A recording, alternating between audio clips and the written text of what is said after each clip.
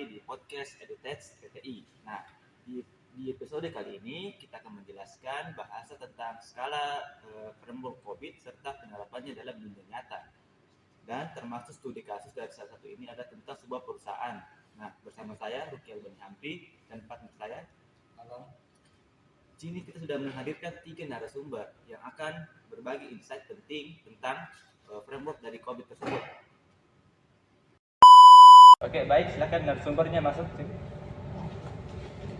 Halo semuanya. Halo. Ya.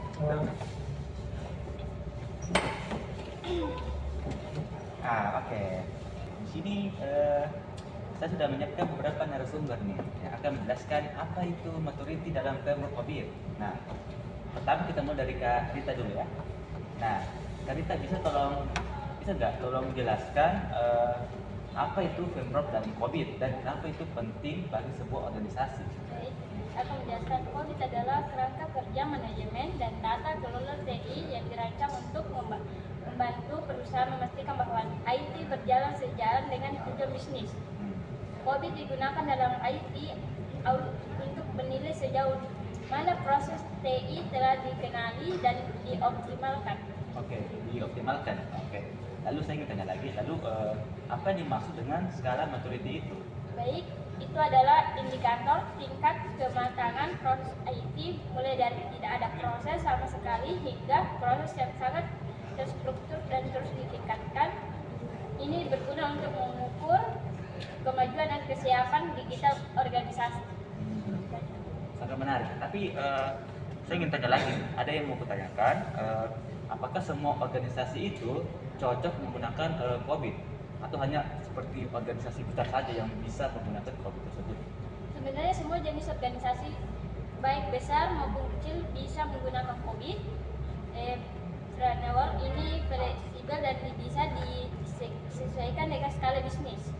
Organisasi kecil mungkin tidak perlu mengimplementasikan semua proses COVID secara penuh, tapi tetap bisa menggunakan prinsip dasar untuk memastikan bahwa pengelolaan TI mereka mendukung tujuan bisnis.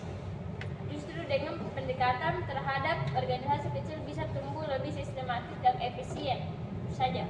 Oke, baik, Kakak Rita, terima kasih atas pertanyaannya. Terima kasih. Kita bisa lanjut ke Kak Adit. Silakan partner. Oke, sekarang kita ke Kak Adit. Kak Adit bisa dijelaskan level-level dari skala maturity COVID? Tentu, COVID itu memiliki 6 level. 1, level 0, namanya itu non-existent, yaitu tidak ada proses sama sekali. 2, level 1, namanya inisial, yaitu proses berjalan tapi tidak terstandar. 3, level 2, repetible, yaitu proses berulang tapi informal.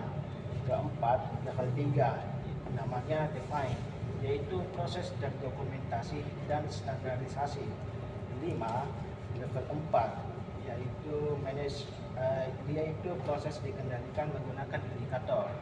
Dan 6, level 5, optimize, yaitu proses sangat efisien dan ditingkatkan secara berkelanjutan. Artinya berarti dia naik level, naik kematangan dan efisiensi ya? Iya, betul. Dan ini juga berpengaruh langsung ke keamanan data, efisiensi kerja, dan kepercayaan pelanggan. Baik, berarti selanjutnya saya ingin bertanya lagi, apa tantangan umum organisasi di Indonesia dalam naik dari level 2 ke level 3? Tantangan utamanya itu dokumentasi dan standarisasi proses. Banyak organisasi di Indonesia sudah memiliki pola kerja yang berulang, tetapi belum mendokumentasikan SOP secara formal. Selain itu juga kurangnya pelatihan staf, minimnya komitmen dari manajemen, dan anggapan bahwa dokumentasi hanyalah formalitas juga menjadi kendala untuk yang level 3. Organisasi harus mulai menyusun prosedur kerja sesuai sistematis, melibatkan semua kerja dan memastikan bahwa semua pihak mengikuti prosedur tersebut secara konsisten. Baik, pertanyaan jawaban yang bagus. Pertanyaan selanjutnya saya akan memberikan ke partner saya. Oke, baik. Tadi jawaban pertanyaan pertama sudah dijawab oleh Kakak Rita, lalu yang kedua sudah dijawab oleh Kakak Adit. Nah, keren nih di Kakak Aldi.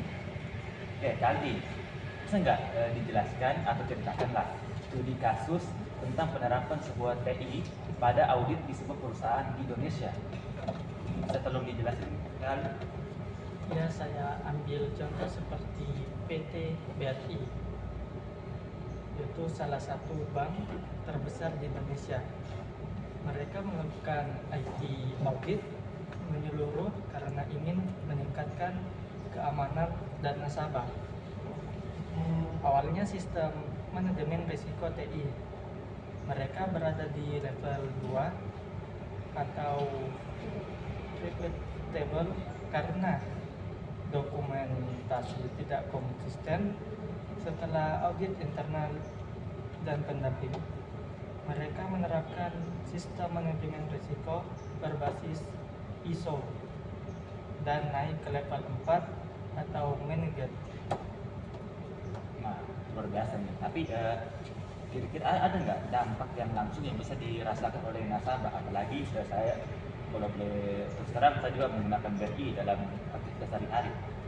Nah, sepertinya ada peningkatan kepercayaan kepada nasabah, yaitu efisiensi penanganan insider keamanan dan kepatuhan terhadap regulasi OJK. Oke, baik kalau begitu, saya punya lagi satu pertanyaan nih. Yang ingin saya sampaikan.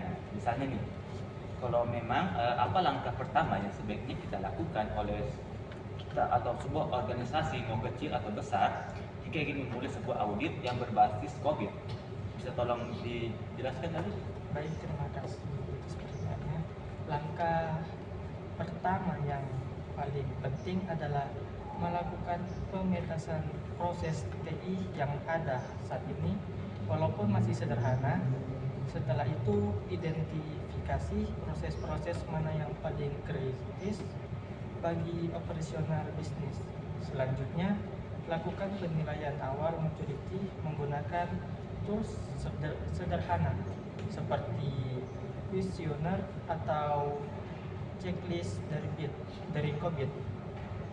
Organisasi kecil juga bisa memulai dengan menerapkan governance goals skala kecil seperti backup data, manajemen password, dan pencatatan akses sistem. Yang paling penting adalah mulai dari hal yang paling berdampak dan realistis dilakukan. Oke, sudah semua pertanyaan dijawab lah. Terima kasih ya atas narasumber yang luar biasa ini ya. Semoga kita bisa bertemu lain kali. Tapi sebelum kita ditutup, mungkin ada satu kata bisa sampaikan ke penonton. Mulai dari Kalita. Jangan nunggu besok dulu untuk menerapkan tata kelola TI, mulailah dari proses yang kecil. Adit, mulai kata-kata pesan singkat. Tidak apa-apa, tidak aja. Apa ya? Tidak ada sih. Tidak ada. Oke. Oke, baiklah. Kalau Alif, Kalau Andi, gimana? Pasti ada lah satu dua kata lah. Tetap semangat belajar. Oke, ada lagi? Tidak ada. Itu saya mungkin dari Baik semuanya. Terima kasih banyak. Jangan lupa terus kembangkan diri di bidang TI dan governance. Sampai jumpa di episode berikutnya. See you. See you next time. And plus sudah.